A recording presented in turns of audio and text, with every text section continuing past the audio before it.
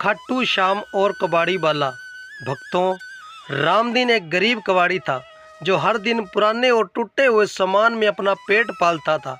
उसके पास न अच्छा घर था, न ढंग का कपड़ा, बस एक टूटी फूटी दुकान थी और बीमार पत्नी जो बिस्तर पर पड़ी रहती थी। उसका बेटा पढ़ाई में अच्छा था, लेकिन गरीबी की वजह से स्कूल छोड़ चुका था।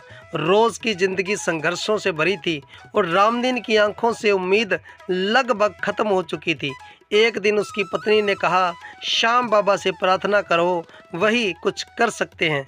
रामदीन झुंझलाकर बोला, भगवान ने अगर कुछ करना होता तो मैं कबाड़ में न बैठा होता। उसकी बात सुनकर पत्नी चुप हो गई, लेकिन मन ही मन बाबा श्याम को याद करती रही। उसी रात रामदीन को सपना आया। खाटू श्याम मुस्कुराते हुए कह रहे थे, तू थक गया है पर मैं नहीं, अब तेरा वक्त बदलने वाला है। पर एक बात याद रख, कल जो पहला ग्राहक आए उसे मोल भाव मत करना, वो मेरा भेजा हुआ होगा। बोलो जय श्री श्याम। सुबह रामदीन नींद से उठा तो सपना साफ साफ याद था, लेकिन उसने इसे एक भ्रम समझकर टाल दिया। थोड़ी देर बाद एक अजनबी साधु आया और बोला, श्याम बाबा का नाम लो, दिन बदल जाएगा। रामदीन हंसते हुए बोला, कबाड़ से किस्मत बनती है क्या? साधु ने बस इतना कहा, कबाड़ से भी सोना बना सकता है वो, बस तू विश्वास रख। साधु चला गया, लेकिन रामदीन का मन बेचैन हो गया। तभी एक बड़ी कार से एक अमीर आदमी आया और कहा, मुझे पुराना और अनोखा सामान चाहिए, कुछ दिखाओ।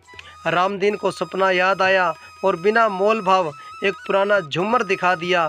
ग्राहक ने खुशी खुशी झूमर लिया और पैसे गिनकर उसके हाथ में रख दिए। बहुत ज़्यादा पैसे थे। फिर ग्राहक बोला, तुम जैसे ईमानदार इंसान की मुझे तलाश थी। मैं एक आर्ट गैलरी खोल रहा हूँ, क्या तुम मेरे लिए सामान सप्लाई करोगे? रामदीन की आंखों में आंसू थे। वो समझ चुका था कि ये श्याम बाबा की लीला है। कुछ महीनों में रामदीन का जीवन पूरी तरह बदल गया। अब वो कबाड़ी नहीं रहा, एक आर्ट सप्लायर था। उसने अपनी दुकान को नया रूप दिया और उसका नाम रखा श्याम कबाड़ी, भरोसे का नाम। उसका बेटा फिर से पढ़ाई में लग गया और पत्नी की दवाइयों से तबीयत सुधर गई। रामदीन ने खाटू धाम जाकर बाबा श्याम का धन्यवाद किया और वहीं एक छोटा मंदिर अपने मोहल्ले में बनवाया।